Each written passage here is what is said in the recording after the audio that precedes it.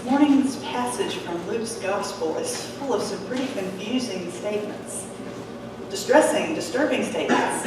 He's talking about fire, bringing fire, undergoing some sort of distressing baptism, and creating division instead of peace. I mean, what is this? Is he just having a bad day? Did he not sleep well and he's cranky? And then he calls his listeners hypocrites. That's what he usually reserves for the religious elite, not the common folk. We need to figure out what's going on here. I mean, it would be very tempting to just turn the page and hope there's something a little better next week. But there's some important things that Jesus is trying to tell us, and we need to look at them. So let's do that. I'm going to really encourage you to grab a Bible today, because this is confusing stuff. We need to take a close look at it. Turn in your Pew Bible to Luke chapter 12. When we get a page number, we'll share it. 1032. I'm sorry? 1032. 1032 is the page number. It starts on verse 49. Luke chapter 12, starting on verse 49.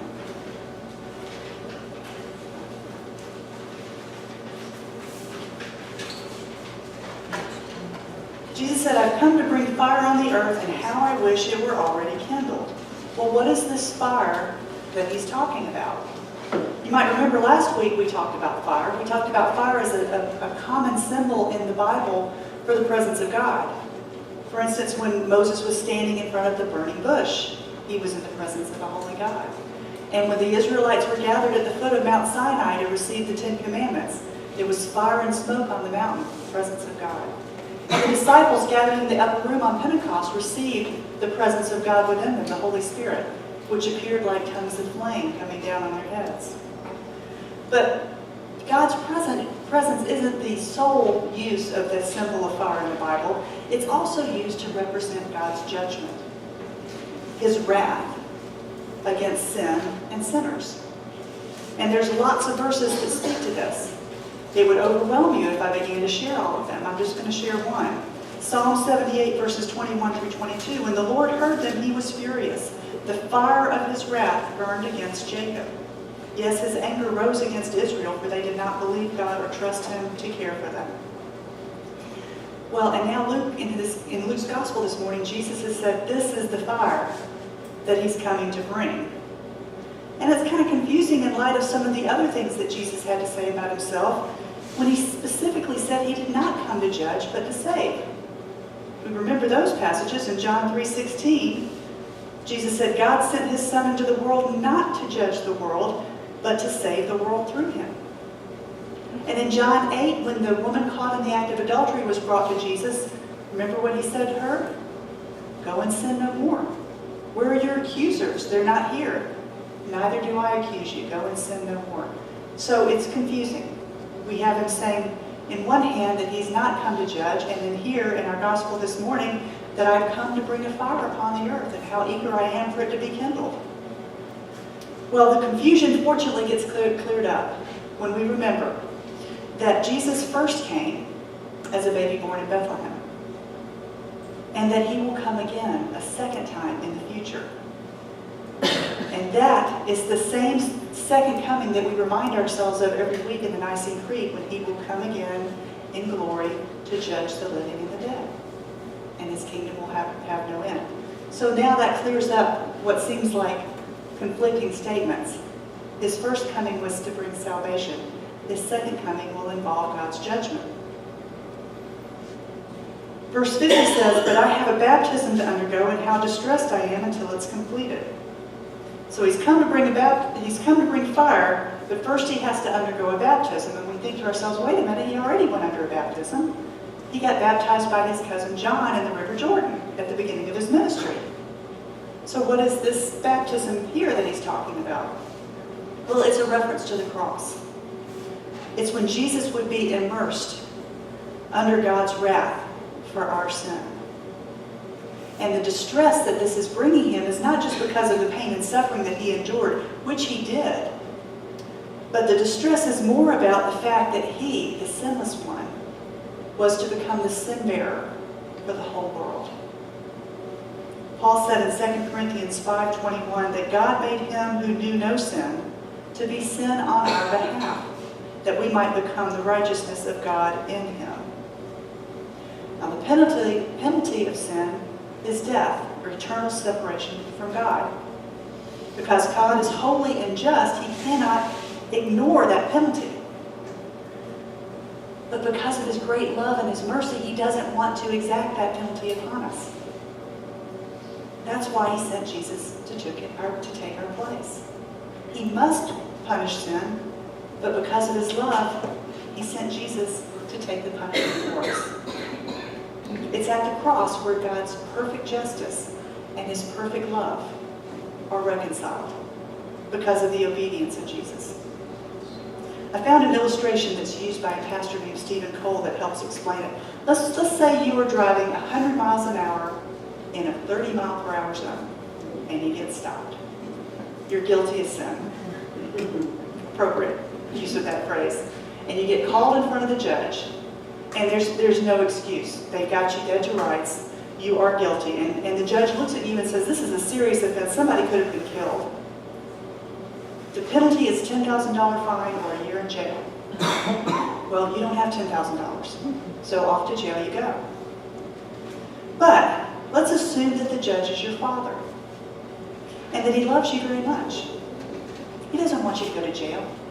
He doesn't want you to go into debt to pay this fine.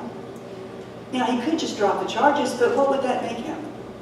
An unjust judge. He has a sworn duty to uphold the law, and for him to just let it go because you're his son would make him a very unjust judge. So how can he be both loving and just at the same time? Well, the answer is he could take out his checkbook and write a check for $10,000 and give it to you. He could pay your fine, you accept the check, and you go free. Although at great expense to your father.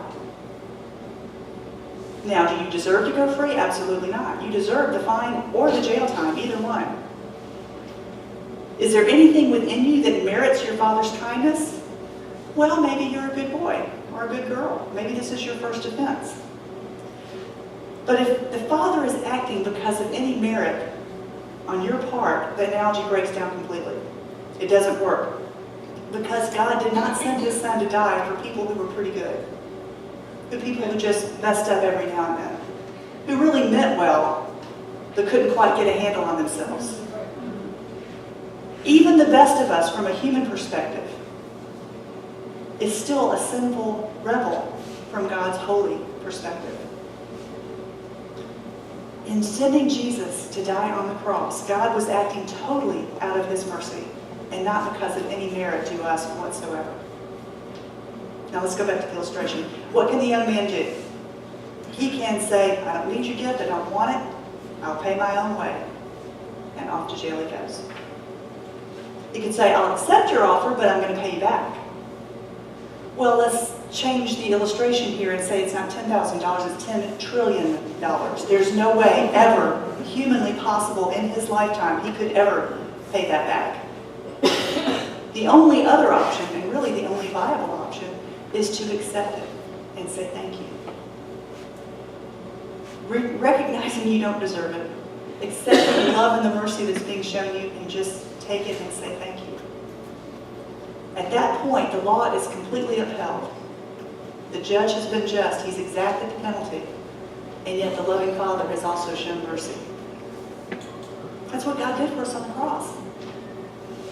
If we accept his gift of eternal life, we go free, but we go free at his expense. God's justice and his mercy both are shown at the cross. Now let's get back to our lesson in Luke's Gospel about the fire and the baptism. Jesus says he's eager for all of this to happen. He's eager for the fire to come, and he's eager for the baptism, which is his death on the cross, which is kind of hard to understand because he's eager about things that involve pain and suffering. Why would he be eager for these things to happen? Well, it's the same kind of eagerness that a 9-month pregnant woman feels about her impending labor. It's going to be painful. It's going to be difficult. But look at the outcome. The joy of the new baby. It's the necessary path to reach the destination that she's been looking forward to for 9 months.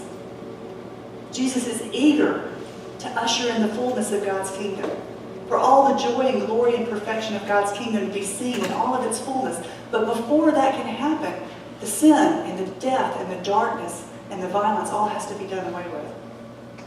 He first makes a way of salvation for all those who will accept it, but then he comes and brings judgment for all those who have rejected it. Now let's look at verses 51 through 53. Jesus said, "Do you think I came to bring peace on earth? No, I tell you, but division." Now that's an odd thing for a man who's called the Prince of Peace to be saying. He goes on and says, "From now on there will be 5 in one family divided against each other, 3 against 2, 2 against 3. They will be divided, father against son, son against father, mother against daughter, daughter against mother, mother-in-law against daughter-in-law, and daughter-in-law against mother-in-law." So what is this talking about? What does he mean about not bringing peace upon the earth and bringing division in family circles? Well, when we try to understand this passage, it's important that we remember the breadth of Jesus' teaching, not just this one phrase. We look at all the things he had to say during his 3 years of ministry, and really the witness of the whole Scripture. Jesus is our Prince of Peace. It's through his death and resurrection that we find peace, reconciliation with God. And in that relationship, we have the peace that passes all understanding. The peace that gives us the freedom and the hope to know that our sins are forgiven and that we will enjoy his presence forever. And when Jesus returns, it will be a time following the judgment of perfect peace. There'll be no more wars, no more sin, no more sickness, no more death or decay. Perfection, glory. But we're living in the in-between time. We're in the now and not yet. Jesus has come, but he is still yet to come.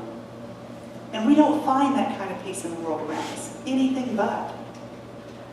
Christians have to realize that for us, peace is not the absence of conflict, but the presence of God. That's the peace that we enjoy now, is the presence of God in our lives. And the division that Jesus really brings is himself.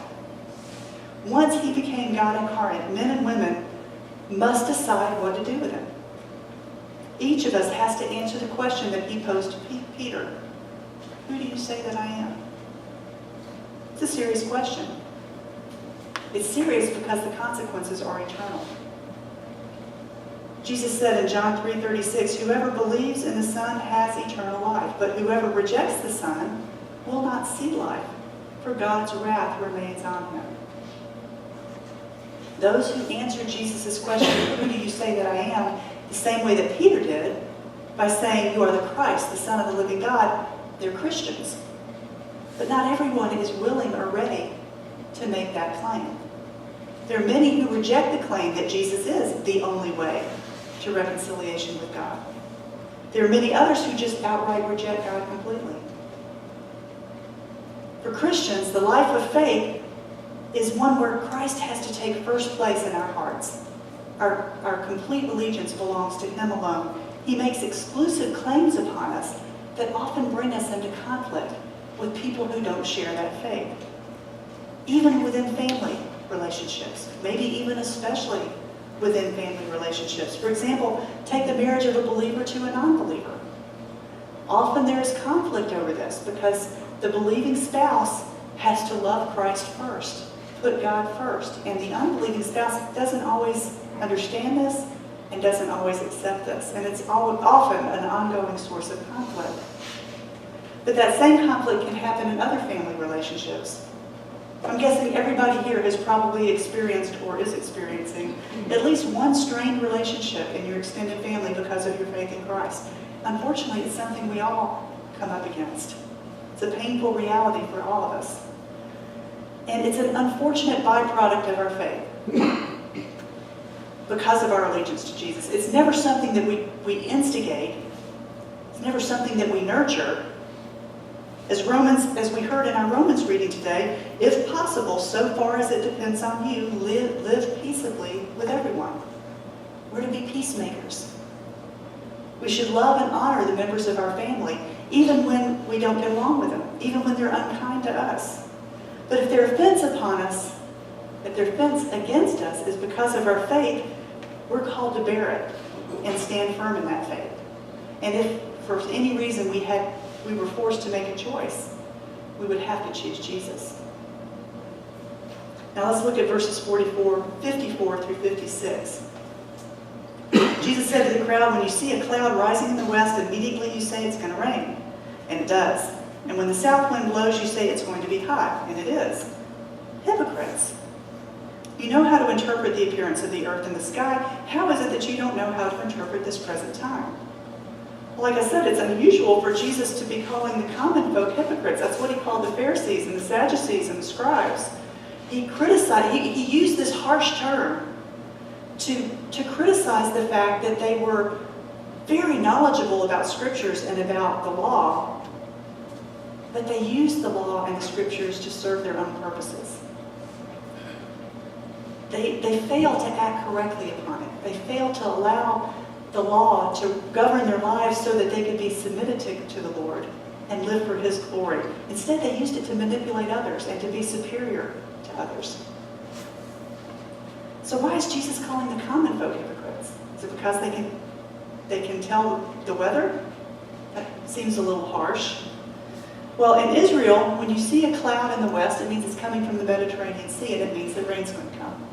And when the wind blows from the south, it's blowing from the Sinai Desert, and it means it's going to be a hot day.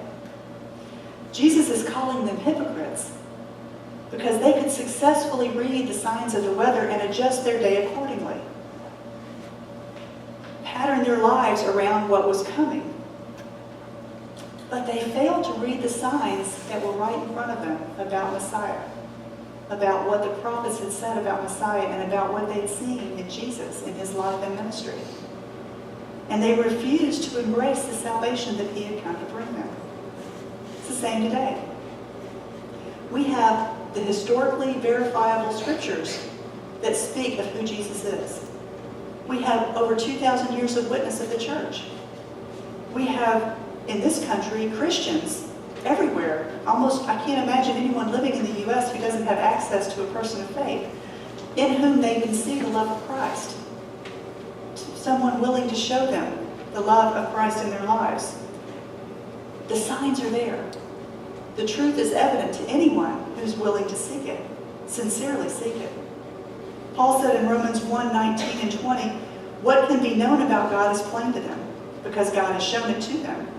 For His invisible attributes, namely His eternal power and divine nature, have been clearly perceived ever since the creation of the world, in the things that have been made. So they are without excuse. But too many people either ignore the signs or refuse to see them, and the results are disastrous. The results are eternal. Let me share one closing illustration with you before I finish from the same pastor, Stephen Cole. During a training session for soldiers who were about to make their first parachute jump, the sergeant was explaining them how to open the reserve chute if the main chute failed to open. And a very nervous private raised his hand and he said, Sergeant, if my main chute doesn't open, how long do I have before I open my reserve chute? And the sergeant looked him straight in the eye very seriously and he said, the rest of your life, son. The rest of your life. If you haven't trusted Christ as your only hope of salvation, then on that day of judgment, you're going to be standing there paying the penalty for your sin. Either you accept Jesus as the payment or you're responsible for it yourself. And He's come. He's drawn the line in the sand, and each and every one of us must choose. Now, how long do you have to choose? The rest of your life. How long is the rest of your life? None of us knows. It's an important choice for you to be assured of your own salvation, and it's an important discussion or conversation to have with someone that you love, for whom you're not sure they have made that choice. It's a hard reading from the scriptures this morning, from the gospel, but it's an important one. Let's pray. Lord Jesus, I thank you so much that you love us enough not to sugarcoat things, that you love us enough to show us the truth, even when the truth makes us uncomfortable, even when the truth is not politically correct, because the stakes are too high, Lord. Your love is so great, your mercy is so great, but your justice and your truth is real as well. And we can see, Lord, in the scriptures, and especially in the cross, how those things are reconciled. Lord, I pray for each person here that they would have the steadfast assurance of their faith and hope in you. And if they don't, Lord, that they would prayerfully consider all that we've discussed today. That they would look in the scriptures for themselves and decide by God's grace. In Jesus' name.